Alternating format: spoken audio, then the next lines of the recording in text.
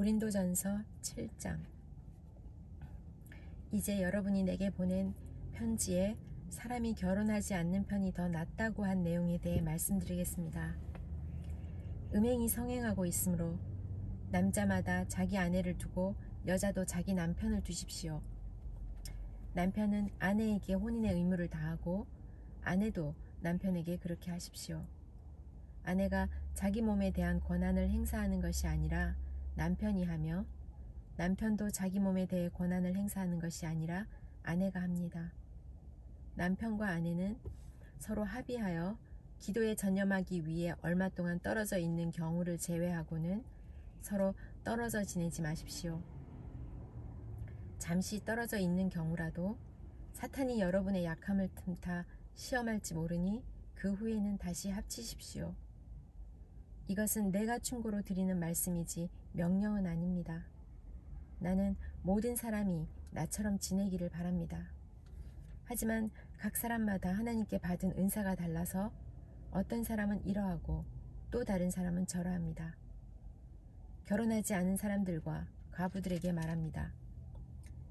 여러분들도 나처럼 결혼하지 않고 지내는 것이 여러분에게 좋습니다. 그러나 자신을 절제할 수 없거든 결혼하십시오. 욕정에 불타는 것보다 결혼하는 편이 낫습니다. 이제 이미 결혼한 사람들에게 명령합니다. 이것은 나의 명령이 아니라 주님의 명령입니다. 아내는 남편과 헤어지지 마십시오. 남편과 헤어지는 일이 있게 되면 결혼하지 말고 그대로 혼자 지내든지 아니면 전 남편과 다시 합쳐야 합니다. 남편과 헤어지는 일이 있게 된다면 결혼하지 말고 그대로 혼자 지내든지 아니면 전 남편과 다시 합쳐야 합니다. 남편 역시 아내를 버려서는 안 됩니다. 그 외의 사람들에게 말합니다. 이것은 주님의 말씀이 아니라 내 생각입니다. 어떤 남자 신자에게 믿지 않는 아내가 있는데 그 아내가 남편과 함께 살고 싶어 하면 그 아내를 버려서는 안 됩니다. 어떤 여자 신자에게 믿지 않는 남편이 있는데 그 남편이 아내와 함께 살고 싶어 하면 그 남편을 버려서는 안 됩니다.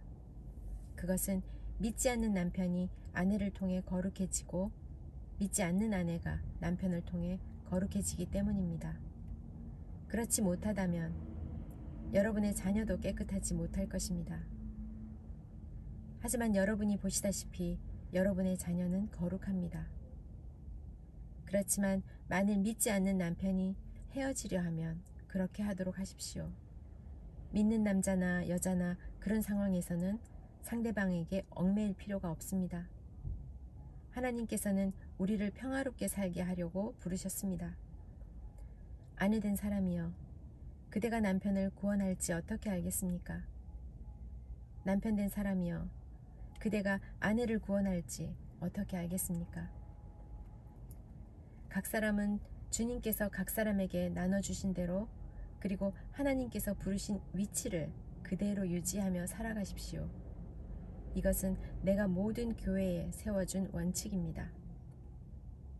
부르심을 받았을 때 이미 할례를 받은 사람이 있다면 할례 받은 표시를 없애려 하지 마십시오.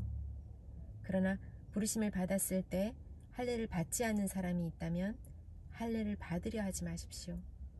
할례를 받았느냐 받지 않았느냐 하는 것은 아무것도 아닙니다. 하나님의 계명들을 지키는 것이 중요합니다. 각 사람은 하나님께서 그를 부르셨을 때의 상태에 그대로 살아가십시오. 노예였을 때 부르심을 받았습니까? 그것 때문에 마음 상하지 마십시오. 그러나 혹시 자유를 얻을 기회가 생기면 그 기회를 활용하십시오. 주님 안에서 부르심을 받았을 때 노예인 사람은 주님께 속한 자유인입니다. 이와 마찬가지로 부르심을 받았을 때의 자유인인 사람은 그리스도의 노예입니다.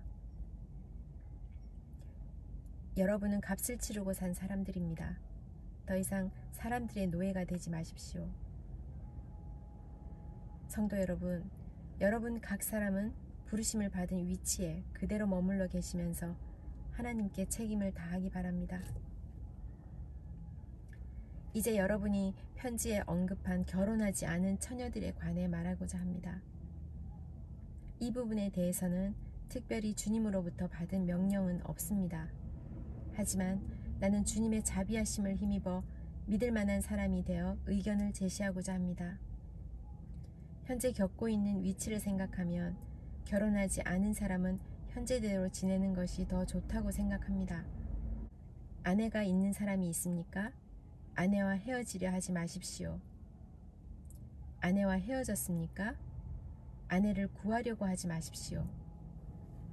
그러나 여러분이 결혼한다고 해도 죄를 짓는 것은 아닙니다. 처녀가 결혼한다고 해도 죄를 짓는 것은 아닙니다. 다만 결혼한 뒤에는 이 세상에서 겪는 환난을 맞이하게 될 것입니다. 나는 여러분을 아껴서 이런 말을 하였습니다. 성도 여러분, 내가 하고자 하는 말은 이렇습니다. 시간이 얼마 남지 않았습니다. 지금부터는 아내가 있는 사람은 아내가 없는 사람처럼 사십시오. 우는 사람은 울지 않는 사람처럼, 기쁨에 넘친 사람은 기쁘지 않은 사람처럼, 물건을 사는 사람은 자기가 산 것을 가지고 있지 않은 사람처럼 사십시오. 세상 물건을 쓰는 사람은 그것들의 마음이 빼앗기지 않은 사람처럼 사십시오. 그것은 이 세상의 현재 모습이 지나가고 있기 때문입니다. 나는 여러분이 마음 쓰는 것 없이 살기를 바랍니다. 결혼하지 않은 남자는 어떻게 하면 주님을 기쁘시게 할까 하고 주님의 일에 마음을 씁니다. 그러나 결혼한 남자는 어떻게 하면 아내를 기쁘게 해줄까 하며 세상 일에 마음을 쓰게 됩니다. 결혼한 남자의 마음은 이렇게 나뉘어집니다. 결혼하지 않은 여자나 처녀는 자기의 몸이나 영혼을 주님께 거룩하게 드리기 위해 주님의 일에 마음을 쓰지만, 결혼한 여자는 어떻게 하면 남편을 기쁘게 할 수 있을까 생각하며 세상 일에 마음을 씁니다. 여러분 자신의 유익을 위해서 내가 이런 말을 하는 것이지 여러분을 속박하려고 이러는 것이 아닙니다. 나는 여러분이 나뉘지 않은 마음으로 자신을 주님께 드려 바르게 생활하기를 바랄 뿐입니다. 어떤 남자에게 약혼한 여자가 있는데 자기가 그 여자에게 적절하지 못하게 행동하고 있다는 생각이 들고, 더욱이 약혼녀가 혼기를 지날 만큼 나이가 들게 되어 여자와 결혼해야 할 것 같다고 판단된다면 원하는 대로 행하십시오. 죄 짓는 것이 아닙니다. 두 사람은 결혼하는 것이 좋습니다. 어떤 남자에게 약혼한 여자가 있는데 자기가 그 여자에게 적절하지 못하게 행동하고 있다는 생각이 들고, 더욱이 약혼녀가 혼기를 지날 만큼 나이가 들게 되어 여자와 결혼해야 할 것 같다고 판단된다면 원하는 대로 행하십시오. 죄 짓는 것이 아닙니다. 두 사람은 결혼하는 것이 좋습니다. 그러나 자기 마음에 결혼하지 않기로 굳게 결심을 하고 또 반드시 결혼해야 되는 것도 아니고 자신이 욕정을 억제할 능력이 있어서 약혼한 처녀와 결혼하지 않기로 결심을 했다면 그것도 잘하는 것입니다. 그러므로 자기가 약혼한 처녀와 결혼을 하는 것도 잘하는 것이지만 결혼하지 않는 것은 더 잘하는 것입니다. 여자는 남편이 살아있는 동안에는 남편에게 매인 몸입니다. 그러나 남편이 죽으면 자기가 원하는 사람과 자유롭게 결혼할 수 있습니다. 단 남편 될 사람은 반드시 주님을 믿는 사람이어야 합니다.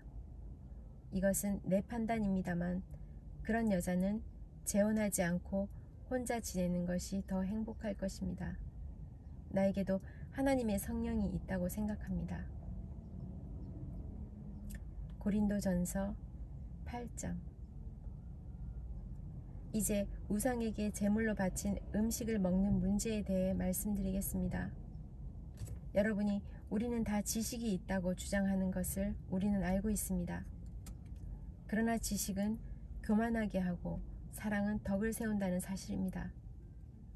어떤 사람이 자기가 무엇인가 안다고 생각하면 그 사람은 마땅히 알아야 할 것을 아직은 모르고 있는 사람입니다. 그러나 그 사람이 하나님을 사랑하면 하나님께서도 그 사람을 알아주십니다. 이제 우상에게 제물로 바친 음식을 먹는 문제에 대해 이야기해 봅시다. 우리는 세상에서 우상이란 아무것도 아니며 하나님은 오직 한 분뿐이라는 사실을 알고 있습니다. 하늘에나 땅에나 신이라고 불리는 존재가 많이 있고 사실 많은 신이 있으며 많은 주가 있지만 우리에게는 아버지가 되시는 하나님 한 분만 계십니다.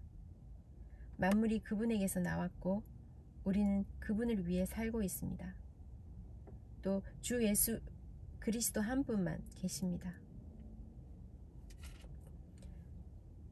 만물이 그분 때문에 창조되었고 우리도 그분 때문에 살고 있습니다. 그러나 누구나 이러한 진리를 아는 것은 아닙니다.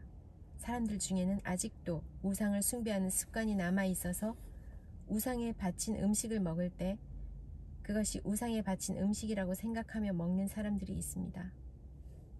그 사람들의 양심은 약해졌고 더럽혀졌습니다. 그러나 우리를 하나님께 가까이 나아가게 하는 것은 음식이 아닙니다. 음식을 먹지 않는다고 해서 손해되는 것은 아니며 음식을 먹는다고 해서 더 이루어지는 것도 아닙니다.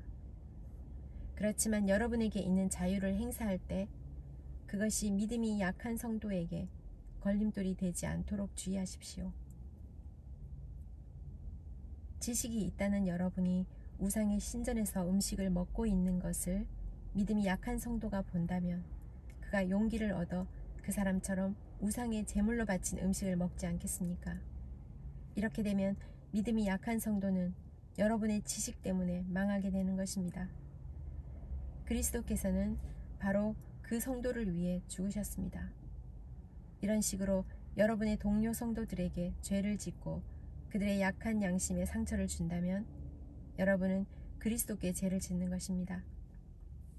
그러므로 내가 먹는 음식 때문에 내 동료 성도들이 걸려 넘어지게 되면 그 사람이 걸려 넘어지지 않도록 하기 위해 나는 평생 고기를 먹지 않을 것입니다.